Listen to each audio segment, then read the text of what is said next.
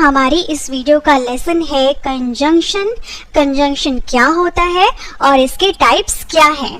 Conjunction को हम हिंदी में समुच्चय बोधक अवयव भी कहते हैं और ये पार्ट्स ऑफ स्पीच का ही एक पार्ट है।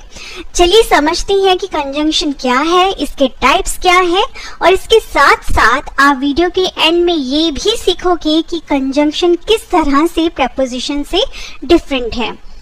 चलिए समझते हैं कि कंजंक्शन क्या है।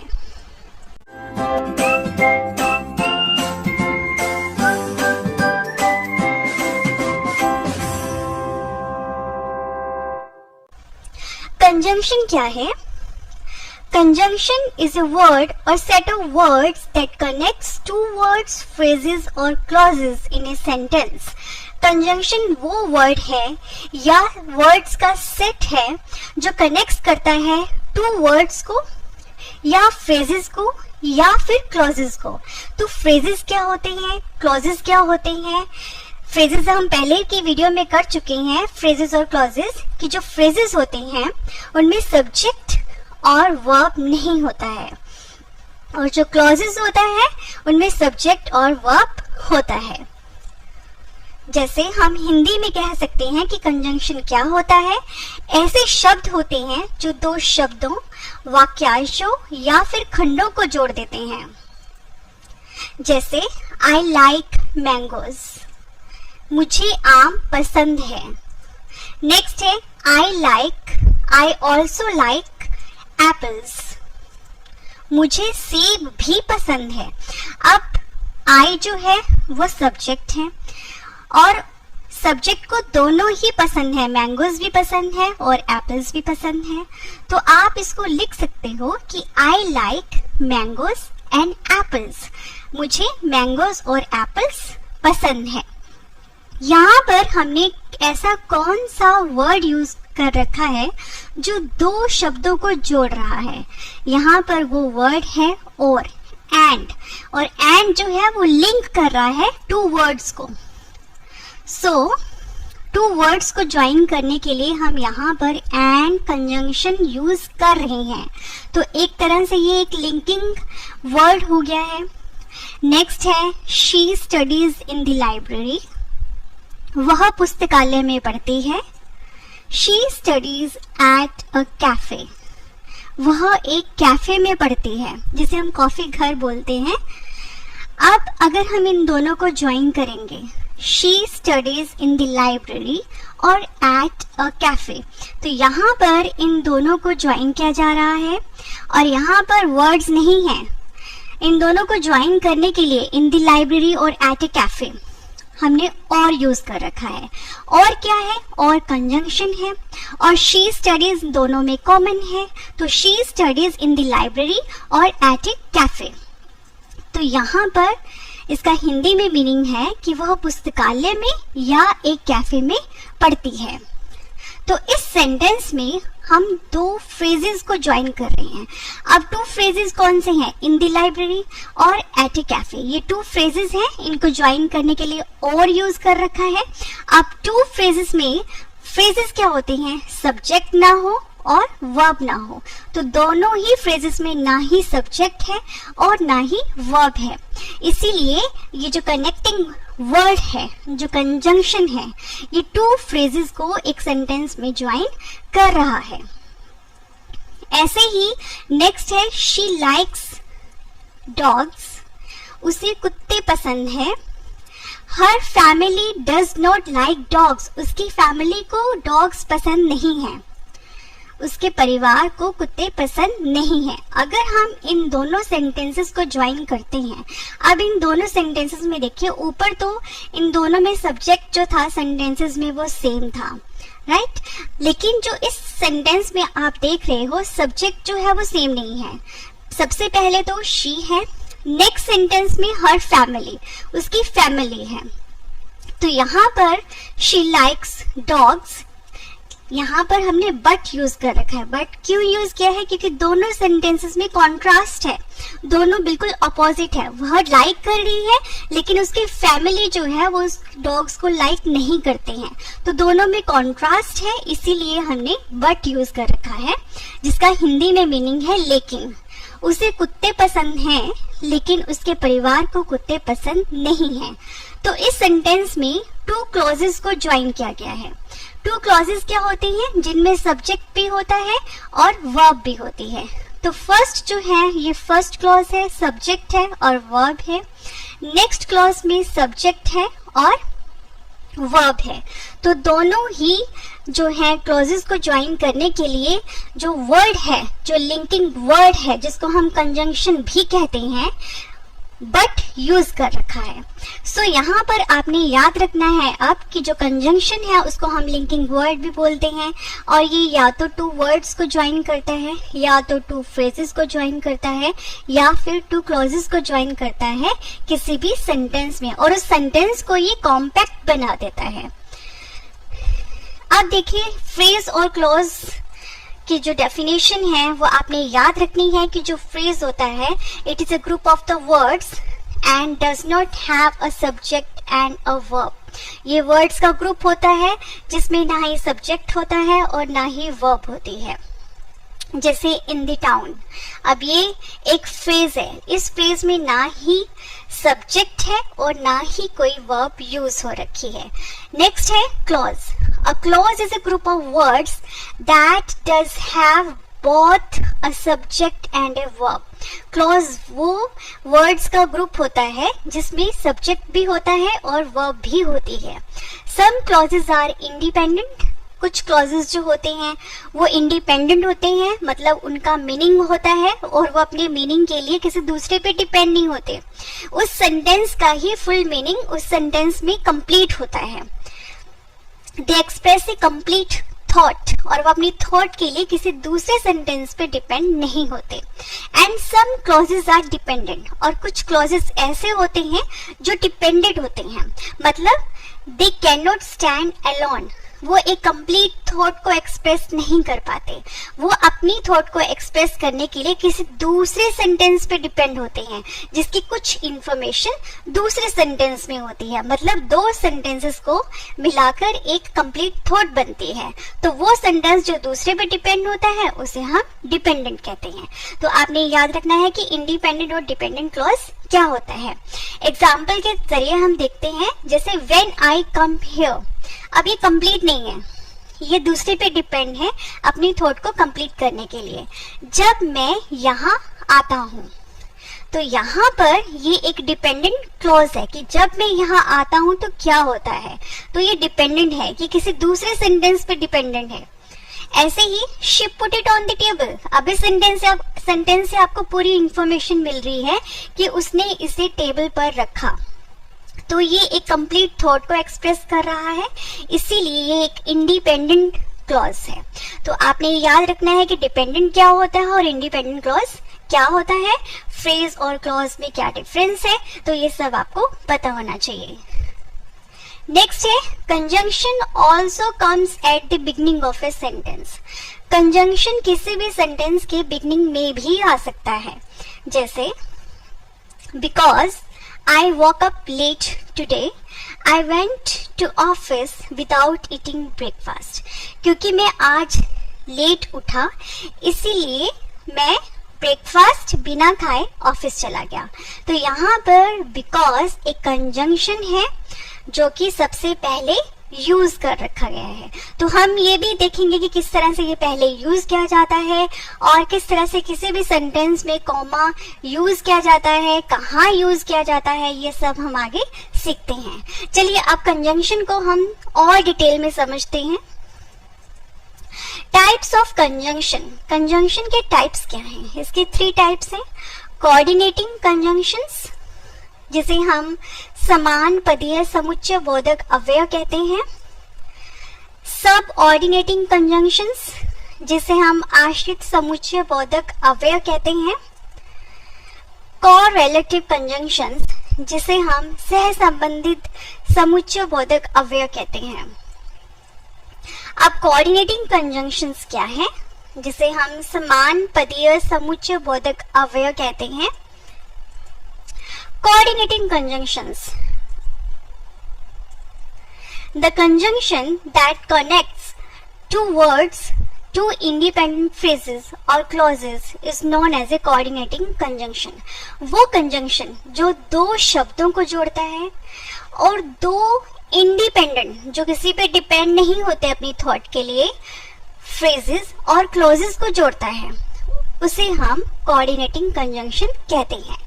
और two connected clauses phrases are of equal importance, लेकिन जो हम फ्रेजेस और क्लॉजेस को कनेक्ट कर रहे हैं उनकी इम्पोर्टेंस इक्वल होती है। जैसे इसका रूल ये है कि एक वन थॉट है प्लस फिर आप कोऑर्डिनेटिंग कंजंक्शन यूज करोगे प्लस सेकेंड थॉट यूज करोगे। दैट मीन्स ये एक रूल है कोऑर्डिनेटिंग कंजंक्शन का कि अगर आप इसको यूज करते हो तो वो इन बिटवीन आता है, पहली थॉट आती है, फिर कोऑर्डिनेटिंग कंजंक्शन आता है, फिर दूसरी थॉट आती है।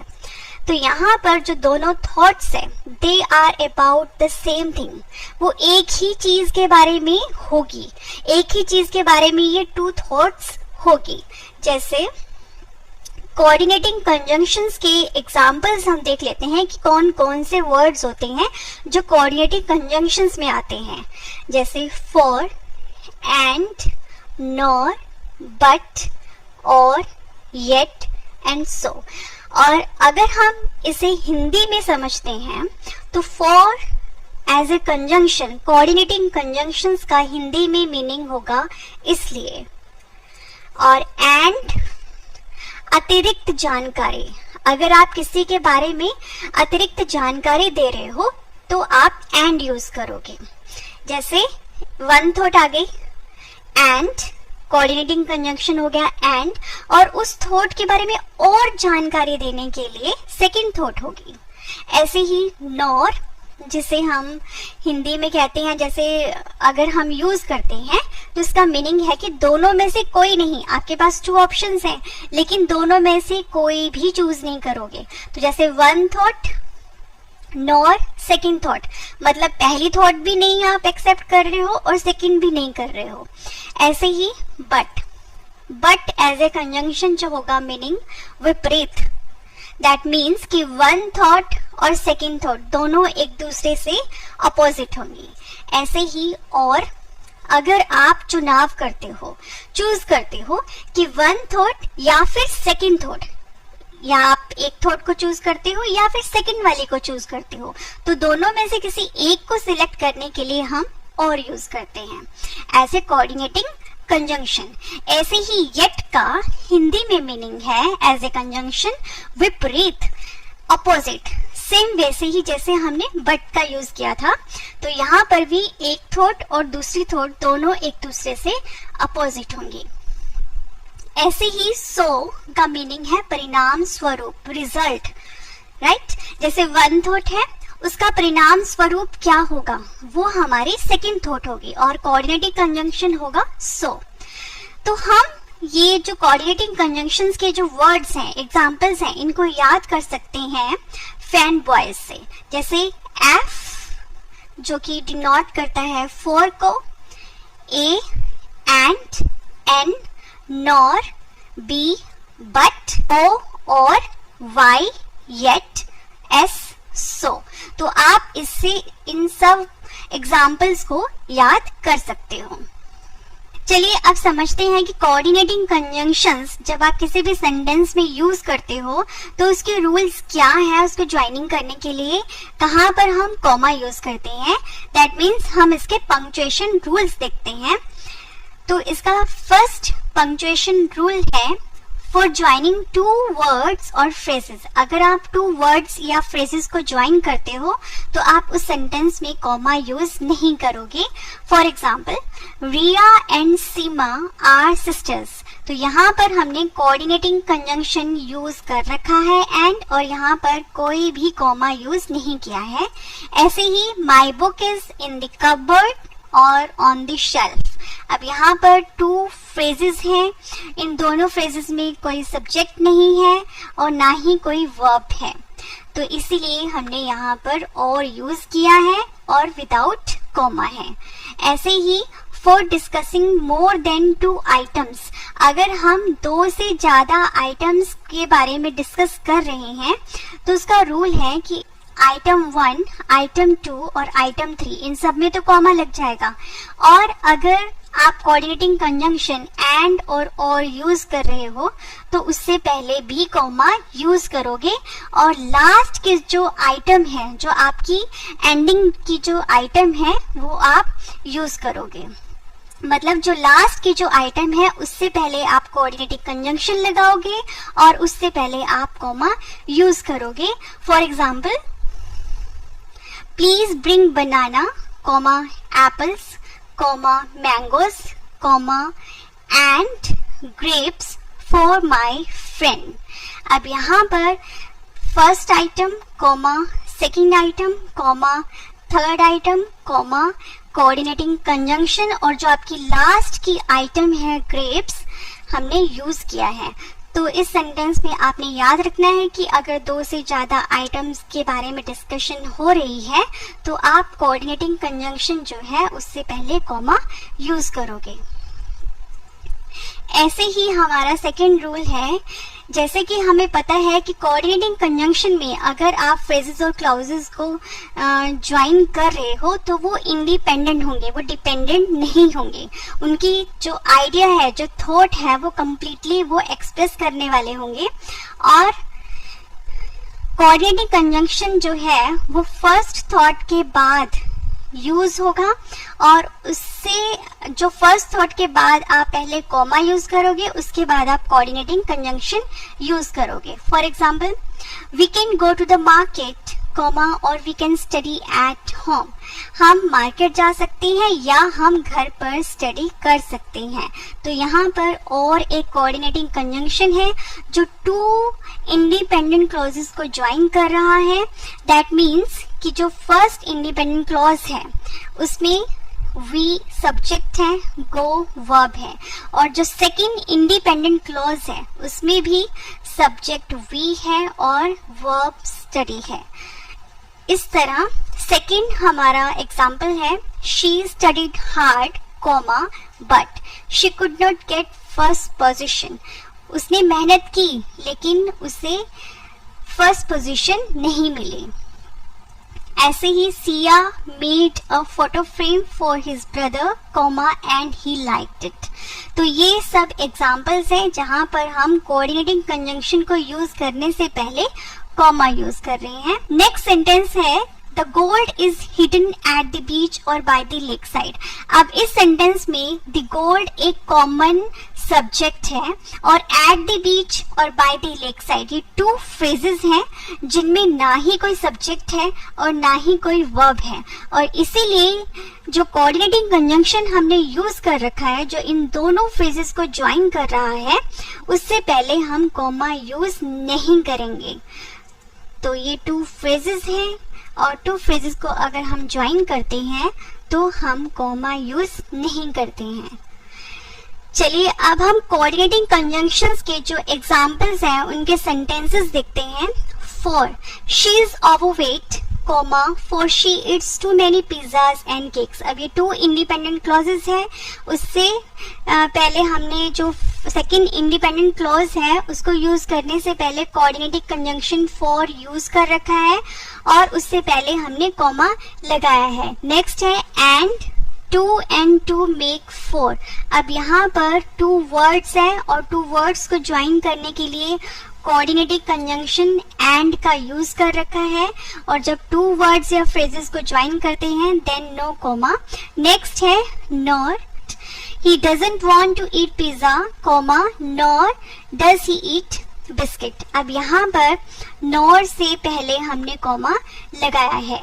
But I like tea, but my sister likes coffee। अब यहाँ पर but से पहले कॉमा लगाया है क्योंकि ये 2 इंडिपेंडेंट क्लॉजेस हैं। नेक्स्ट है और we can go to the park और we can study at home। अब यहाँ पर भी हमने कॉमा यूज किया है क्योंकि ये दोनों इंडिपेंडेंट क्लॉजेस हैं। Yet she ran fast in race, comma, yet she came in the last position. अब यहाँ पर भी हमने yet से पहले कॉमा लगाया है क्योंकि ये दोनों जो sentences हैं वो independent clauses हैं. So she is very helpful, comma, so everybody likes her. अब यहाँ पर भी ये दोनों इंडिपेंडेंट क्लॉजेस हैं और इससे पहले जब अगर आप कोऑर्डिनेटिंग कंजंक्शन यूज कर रहे हो उससे पहले हम कॉमा लगाएंगे. So this is all about the coordinating conjunction. अब नेक्स्ट है सब ऑर्डिनेटिंग कंजंक्शंस, जिसे हम हिंदी में आश्रित समुच्चय बोधक अव्यय कहते हैं. Subordinating conjunction क्या होता है? The conjunction that joins a clause to another on which it depends for its full meaning is called subordinating conjunction. वो conjunction जो एक clause को दूसरे के साथ join करता है, जिस पर वो अपने full meaning को convey करने के लिए depend होता है, उसे हम subordinating conjunction कहते हैं. जैसे subordinating conjunctions are classified according to their meaning. तो अपने meaning के according ये coordinating conjunctions जो हैं ये classified होते हैं. The most common जो है subordinating conjunctions वो क्या है? 1. जो time के according classified होते हैं वो है after, as soon as long as, before, until या फिर till, since, when, whenever, while.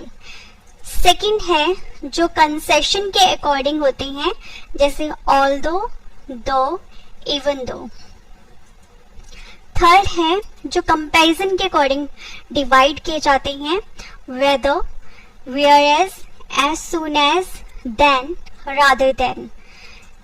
Fourth one है जो कंडीशन के अकॉर्डिंग डिवाइड किए जाते हैं, if, provided that, in case, only if, unless, assuming that. Fifth है जो रीजन के अकॉर्डिंग डिवाइड किए जाते हैं, as, in order that, since, because, so that, and that. Sixth है जो प्लेस के अकॉर्डिंग डिवाइड किए जाते हैं, where, wherever. तो ये सब वो कंजंक्शंस हैं, डिफरेंट कैटेगरीज हैं जो time, concession, comparison, condition, reason और प्लेस के अकॉर्डिंग डिवाइड किए गए हैं. अब हम इन्हें एग्जाम्पल्स के थ्रू समझेंगे कि किस तरह से सब ऑर्डिनेटिंग कंजंक्शंस यूज किए जाते हैं. अब इसके रूल्स क्या हैं? पंक्चुएशन रूल है फॉर सब ऑर्डिनेटिंग कंजंक्शन. जैसे हम अगर इफ यूज कर रहे हैं तो रूल 1 जैसे है, तो सब ऑर्डिनेटिंग कंजंक्शन जो है अगर हम पहले यूज करते हैं, अब हमें स्टार्टिंग में ही हमें ये पता था कि कोऑर्डिनेटिंग कंजंक्शन जो है वो पहले भी सेंटेंस के पहले भी यूज किए जाते हैं और इन बिटवीन भी यूज किए जाते हैं. अगर ये पहले यूज किया जाता है तो सब ऑर्डिनेटिंग कंजंक्शन के बाद आप डिपेंडेंट क्लॉज यूज करोगे और फिर उसके बाद आप कॉमा लगाओगे, फिर आप इंडिपेंडेंट क्लॉज यूज करोगे. तो ये रूल 1 है. जैसे if you don't want to go to the market, comma, you can study at home. यदि जो है एक डिपेंडेंट क्लॉज बन गया कि यदि अगर तुम मार्केट नहीं जाना चाहते हो तुम घर पर स्टडी कर सकते हो. तो ये इफ लगाकर हमने इस क्लॉज को एक डिपेंडेंट क्लॉज बना दिया है और उसके बाद हमने इंडिपेंडेंट क्लॉज यूज किया है जो कि अपने मीनिंग के लिए डिपेंडेंट क्लॉज इस क्लॉज पे डिपेंड है. और यहाँ पर हम इंडिपेंडेंट क्लॉज को यूज करने से पहले कॉमा लगाएंगे. तो ये याद रखना है, अगर आप सब ऑर्डिनेट जो कंजंक्शन है अगर पहले यूज करते हो तो आप डिपेंडेंट क्लॉज के बाद कॉमा यूज करोगे. नेक्स्ट है रूल 2. अगर आप इन बिटवीन यूज कर रहे हो सब ऑर्डिनेटिंग कंजंक्शन तो आप कोई भी कॉमा यूज नहीं करोगे. इसके लिए सबसे पहले आप इंडिपेंडेंट क्लॉज लगाओगे, उसके बाद सब ऑर्डिनेटिंग कंजंक्शन लगेगा, देन डिपेंडेंट क्लॉज लगाओगे. जैसे if you can study at home, तो ये इंडिपेंडेंट क्लॉज हो गया, तुम घर पर स्टडी कर सकते हो. इफ, अब ये कंडीशन लगा दी है जो कि सब ऑर्डिनेटिंग कंजंक्शन है, if you don't want to go to the market, अगर तुम मार्केट जाना नहीं चाहते तो यहाँ पर हम कोई भी कॉमा यूज नहीं करेंगे। अब हम एग्जाम्पल्स देखते हैं। टाइम के अकॉर्डिंग जो सब ऑर्डिनेटिंग कंजंक्शंस है तो उनके एग्जाम्पल्स देखते हैं। आफ्टर, जिसे हम हिंदी में एज ए सब ऑर्डिनेटिंग कंजंक्शन यूज करते हैं के बाद। एज सून एज, जैसे ही। एज लॉन्ग एज, जब तक। बिफोर, पहले। अंटिल और टिल, जब तक या फिर तक। सिंस, जब से। व्हेन, जब। व्हेनेवर, जब कभी। एंड व्हाइल, जब तक। अब इसके सेंटेंसेस हैं। After, I went to office after I finished the house work. तो यहाँ पर हमने आफ्टर इन बिटवीन यूज किया है और कॉमा यूज नहीं किया है। as soon as the alarm goes off, I hit the snooze button. तो यहाँ पर हमने सबसे पहले यूज किया है, इसीलिए उसके बाद हमने कॉमा लगाया है। तो ये कंडीशन दी गई है, ये डिपेंडेंट क्लोज है जो कि इंडिपेंडेंट क्लोज पे डिपेंड है। as long as, I don't care what you do as long as you don't disturb me. अब ये जो है सबसे पहले वाला, ये एक इंडिपेंडेंट क्लोज है जो कि डिपेंडेंट क्लोज जो है वो बाद में यूज किया गया है और उसके बीच में हमने as long as लगाया है जो कि सब ऑर्डिनेटिंग कंजंक्शन है। Before, brush your teeth before you go to bed. until और till, just wait there till until I come back. Since, it's so long since I saw them. Next day, she was in a bad car accident when she was young. अब यहाँ पर भी when in between use कर रखा है, इसीलिए no comma. Next है whenever.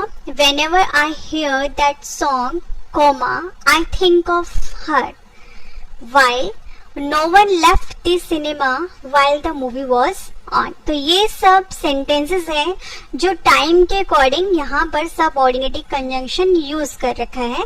जिन sentences में सब ऑर्डिनेटिंग कंजंक्शन जो है वो पहले यूज कर रखा है वहां पर हम कॉमा लगाएंगे एक डिपेंडेंट क्लॉज के बाद, और जिनमें इन बिटवीन यूज कर रखा है वहां पर हम कॉमा यूज नहीं करेंगे। नेक्स्ट है एग्जाम्पल्स। कंसेशन के अकॉर्डिंग जो सब ऑर्डिनेटिंग कंजंक्शंस हैं, तो जो कंसेशन है वो शोज करता है contrast. When two thoughts are different और अपोजिट, जब दो जो थॉट्स हैं वो दोनों डिफरेंट होंगी और अपोजिट होंगी, मतलब जो टू क्लॉजेस हैं इंडिपेंडेंट और डिपेंडेंट वो दोनों एक दूसरे से अपोजिट होंगे, वहां पर हम ऑल्दो, दो या इवन दो यूज करते हैं। तो इन सब का मीनिंग हिंदी में है हालांकि। और जैसे although I was feeling sleepy I went out with my friends. हालांकि मैं स्लीपी फील कर रहा था, मैं अपने फ्रेंड्स के साथ बाहर गया। तो यहाँ पर ऑल्दो जो है वो यूज कर रखा है एज ए हालांकि। ऐसे ही दो it was raining he went out, हालांकि रेन हो रही थी, बारिश हो रही थी, ही वेंट आउट, वह बाहर गया।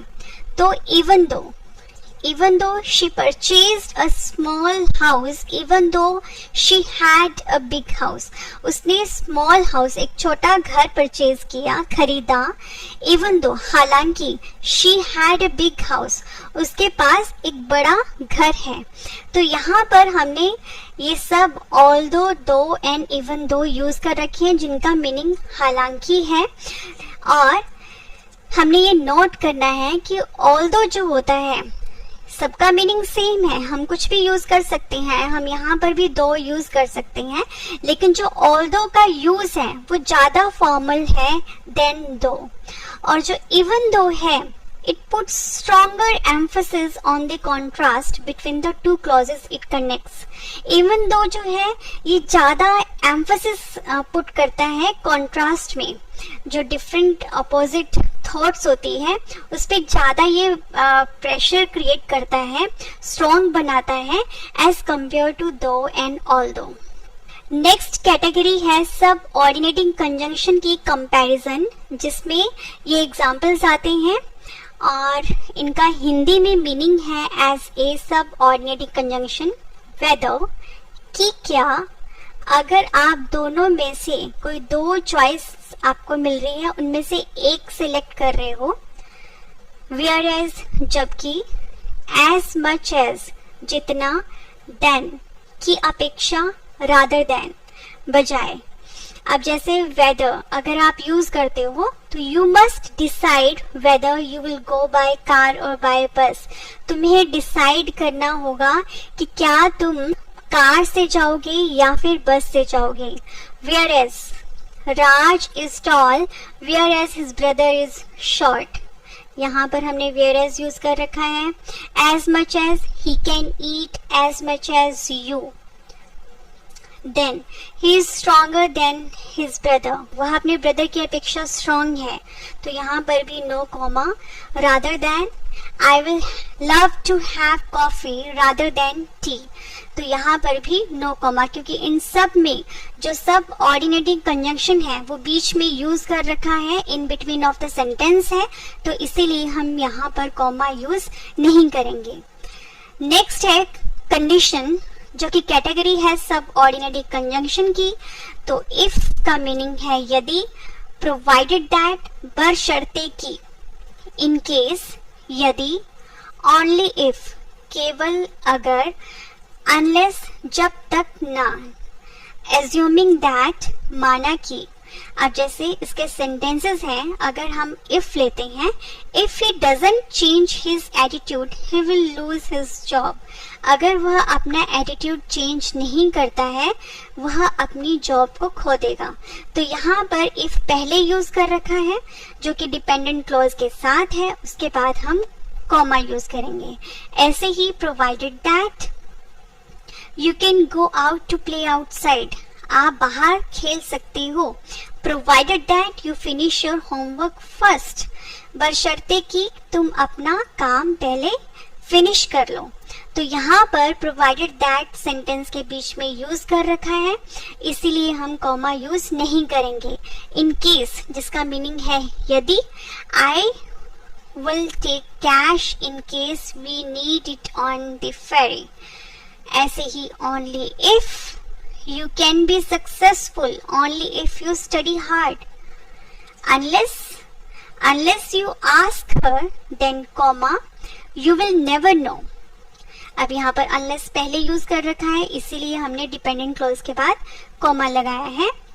unless you ask her, जब तक तुम उससे नहीं पूछते, you will never know, तुम्हें कभी पता नहीं चलेगा। assuming that I hope to go to college next year, assuming that I pass my exams। तो ये सब एग्जाम्पल्स हैं, सेंटेंसेस हैं, सब ऑर्डिनेटिंग कंजंक्शन की कैटेगरी कंडीशन की। अब ऐसे ही नेक्स्ट है रीजन। तो रीजन में ये सब वर्ड्स हैं, ये सब एग्जाम्पल्स हैं।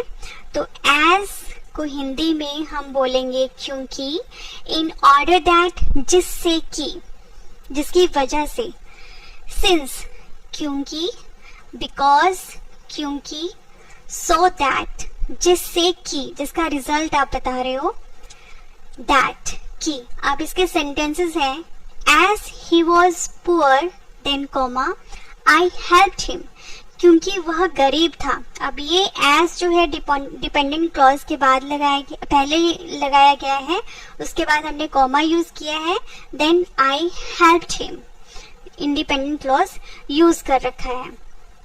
ऐसे ही in order that, do exercises in order that your health में इम्प्रूव। अब यहाँ पर इन बिटवीन है सब ऑर्डिनेटिंग कंजंक्शन, इसलिए no comma. Since we have got a few minutes to wait for the train, let's have a cup of coffee। ऐसे ही because I love my friend's artwork because he uses color so brilliantly। अब यहाँ पर भी in between है और इसीलिए हम comma use नहीं करेंगे। नेक्स्ट है so that, he earns so that we may live happily. अब यहाँ पर ऐसे ही दैट है, he was annoyed that he was contradicted। तो यहाँ पर जो इन बिटवीन सब ऑर्डिनेटिंग कंजंक्शंस यूज कर रखे हैं वहां पर हम कॉमा यूज नहीं करेंगे। अगर पहले यूज कर रखे हैं डिपेंडेंट क्लॉज से पहले तो उसके बाद हमने कॉमा यूज कर रखा है। तो ऐसे ही नेक्स्ट कैटेगरी है प्लेस और उसके एग्जाम्पल्स हैं वेयर, वेयर एवर, जिसका हिंदी में मीनिंग है वेयर का जहाँ, वेयर एवर जहाँ कहीं भी। अब इसके एग्जाम्पल्स हैं he has hidden the treasure where no one will find it. उसने खजाना छुपाया है जहाँ नो वन विल फाइंड, किसी को इसके बारे में पता ना चले। तो यहाँ पर वेयर जो है वो एज ए सब ऑर्डिनेटिंग कंजंक्शन यूज किया गया है और ये एक प्लेस कैटेगरी को बता रहा है। ऐसे ही wherever you should have whole grain cereals for breakfast wherever that is possible। तो यहाँ पर in between है इसीलिए हम कॉमा यूज नहीं करेंगे। नेक्स्ट है कोरिलेटिव कंजंक्शंस जो कि लास्ट है और इसे हम हिंदी में सह संबंधित समुच्चय बोधक अव्यय कहते हैं। कोरिलेटिव कंजंक्शन क्या होता है? Correlative conjunctions are pairs of joining words that we frequently use to connect two ideas together in a sentence। किसी भी सेंटेंस में joining words का एक पेयर होता है जो frequently यूज किया जाता है two ideas को join करने के लिए। And the most commonly used correlative conjunction pairs are जैसे both और उसके बाद आप and लगाओगे, वेदर के बाद आप और लगाओगे, इधर के बाद और लगाओगे, नीदर के बाद नॉट लगाओगे, नॉट ओनली के बाद आप बट आल्सो लगाओगे। तो ये सब कॉमन कोरिलेटिव कंजंक्शंस हैं जो यूज किए जाते हैं ज्यादातर। अब इसके सेंटेंसेस दिखते हैं। सबसे पहले मीनिंग जैसे हैं बोथ एंड दोनों और। ऐसे ही वेदर और वेदर मीन्स चाहे और मीन्स या। ईदर और, ईदर मीन्स या तो और मीन्स या। नीदर नोर, नीदर मीन्स ना तो, नोर मीन्स ना ही। Not only but also, not only केवल इतना ही नहीं, बट आल्सो बल्कि यह भी। अब यहाँ पर इसके सेंटेंसेस से समझते हैं। जैसे बोथ और एंड का अगर यूज करते हैं, both English and Hindi are spoken in India। अब यहाँ पर both के बाद English और फिर and और फिर हिंदी यूज कर रखा है। ऐसे ही whether और का अगर यूज करते हैं, he is confused about whether he should stay in India or move to Canada। अब यहाँ पर whether और का यूज कर रखा है। ऐसे ही इधर सीमा और देव, या तो सीमा या देव फाउंड माई बाइसिकल। ऐसे ही नीदर और nor, I like neither ice cream nor cake. मैं ना तो आइसक्रीम पसंद करता हूँ और ना ही cake. Not only but also, he won not only a trophy but also money. तो ये सब एग्जाम्पल्स हैं कोरिलेटिव कंजंक्शंस के। तो ऐसे ही ये पूरी डिस्कशन सी कंजंक्शंस की, लेकिन कुछ ऐसे वर्ड्स भी होते हैं कंजंक्शंस में जो प्रेपोजिशंस में भी यूज किए जाते हैं। लेकिन हम इन दोनों में डिफरेंस कैसे पहचान पाएंगे कि कौन सा कंजंक्शन है और कौन सा प्रेपोजिशन है? प्रेपोजिशन और कंजंक्शन में क्या डिफरेंस है? A word can either be a preposition और कंजंक्शन। एक वर्ड या तो प्रेपोजिशन भी हो सकता है या कंजंक्शन भी हो सकता है। तो प्रेपोजिशन क्या है? They describe the position, time, direction of the something and it is always followed by noun, pronoun or a phrase that act as its object. ये तो किसी भी सेंटेंस में या तो पोजीशन बताते हैं या टाइम बताते हैं या डायरेक्शन बताते हैं और ये हमेशा नाउन और प्रोनाउन नाउन और प्रोनाउन के द्वारा फॉलोड होते हैं, मतलब नाउन और प्रोनाउन से पहले यूज किए जाते हैं और एक्ट करते हैं एज एन ऑब्जेक्ट। तो ऐसे जो कंजंक्शन होते हैं दे does not mention the position, time और डायरेक्शन ऑफ समथिंग। ये किसी की कोई पोजीशन नहीं बताते, कोई टाइम नहीं बताते, कोई डायरेक्शन नहीं बताते। Only does the work of connecting words, phrases and clauses. सिर्फ वर्ड्स, फ्रेजेस या क्लॉजेस को ज्वाइनिंग करने का काम करते हैं, लेकिन कोई इंफॉर्मेशन एक्स्ट्रा नहीं कन्वे करते। जैसे एग्जाम्पल है प्रपोजिशन का आफ्टर, और कंजंक्शन में भी है आफ्टर, लेकिन अगर एज ए प्रपोजिशन और एज ए कंजंक्शन सेंटेंस में किस तरह से यूज किया जाता है। जैसे एज ए प्रपोजिशन है शी वेंट आफ्टर मी, वह मेरे बाद गई। अब यहाँ पर आफ्टर जो है वो फॉलो कर रहा है प्रोनाउन को और एक्ट एज एन ऑब्जेक्ट। और इसी तरह से जो कंजंक्शन है, अगर इसमें आप आफ्टर यूज कर रहे हो तो सेंटेंस है after they finish the meeting they return to their homes. अपनी मीटिंग फिनिश करने के बाद, क्योंकि यहाँ पे आफ्टर हमने यूज किया है इसलिए ये सब ऑर्डिनेटिंग कंजंक्शन है, और ये एक डिपेंडेंट क्लॉज है जो कि डिपेंड कर रहा है इंडिपेंडेंट क्लॉज, और वो है दे रिटर्न टू देयर होम्स, और यहाँ पर हमने कॉमा लगाया है। तो ये है difference between preposition and conjunction.